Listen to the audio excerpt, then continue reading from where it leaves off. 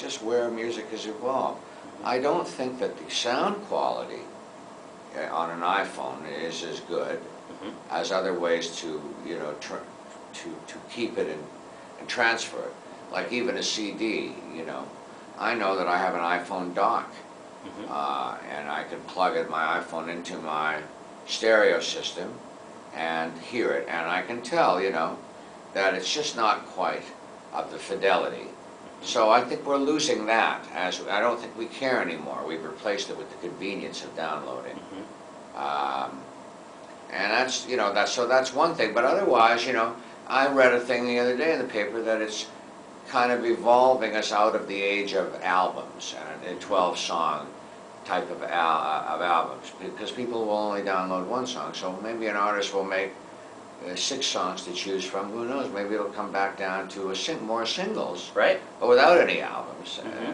In the early days, you know, the albums of the 4 seasons, you know, had maybe three hits if you were lucky, and then the rest of them was filler. So you don't need the filler. It's like a living, breathing thing, that B3 organ.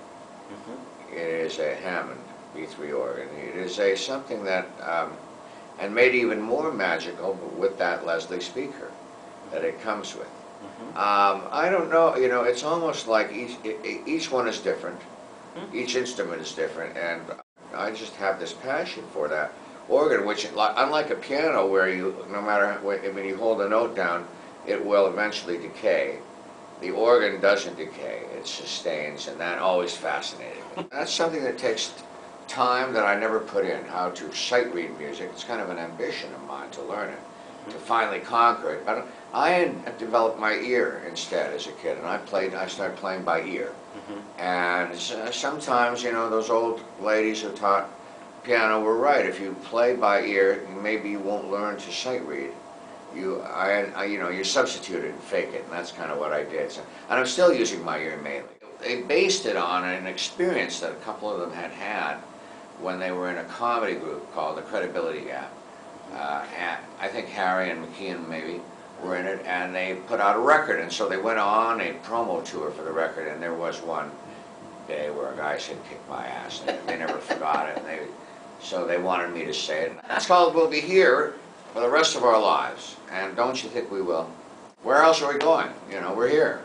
This is a commitment. Maybe there's an after party somewhere. And if there is an after party, yes, not only do I want you there. Playing? I'll play your after party, yeah. But I want Don... A couple of girls, a couple of strippers. Hey, okay, all right, that'll work. But I want Don Kirshner to also be there. And you talk about Don a little bit. And you impersonated him on Saturday Night Live. Nowadays, with MTV going all reality show, and really the only place where you can hear a live band every single night, strangely enough, is your show and a couple others like it. And the talk shows, you mean, where we present the hot acts of the day? Yeah. So we are carrying on. It's a nice way to think of it, carrying on the tradition of the rock concert and midnight special. Yes. In your book, you talk a lot about the pressure of time. In fact, I phrased it like, I believe James Brown said it to me, the pressure of the time. Oh, okay. Yeah, the pressure of the time. And when James said it to you, he said it in an admiring, a positive way. It was a complimentary way, a compliment from the Godfather, because I helped him. I have very little time on the Letterman show. I might as well tell it like it is. They give me, you know, only well, I've expanded it now to 15 minutes. It used to be really 10 minutes, a strict 10 minutes on the stage to learn my little cues for each show, each day. And then if we're going to play with an artist like James Brown, 50 minutes then after that, 5-0, to rehearse.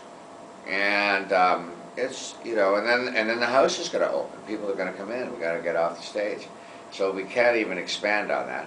And I just learned how, you know, I kind of helped James through a rehearsal under those time constraints that he wasn't used to. And he, afterwards, he was saying, thanks, you know, I can see you got the pressure of the time, and you get it done.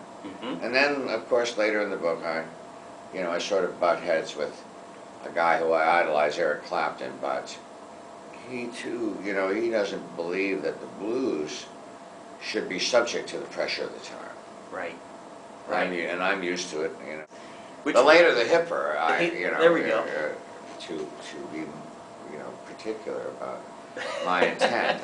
I always sort of felt that. Of course, look at even Paris Hilton, I think knows that the later it is, the hipper the crowd, wherever you are at that hour, that's the place to be. That's why I was attracted to the Letterman show initially, because it was going to come on even later than Johnny Carson. I said, wow, this is the show for me.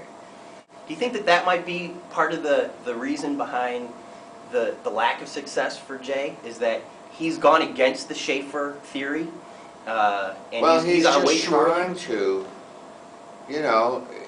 it's an attempt, and it still might work, to bring that hipness into an earlier hour, perhaps for those of us who are now too tired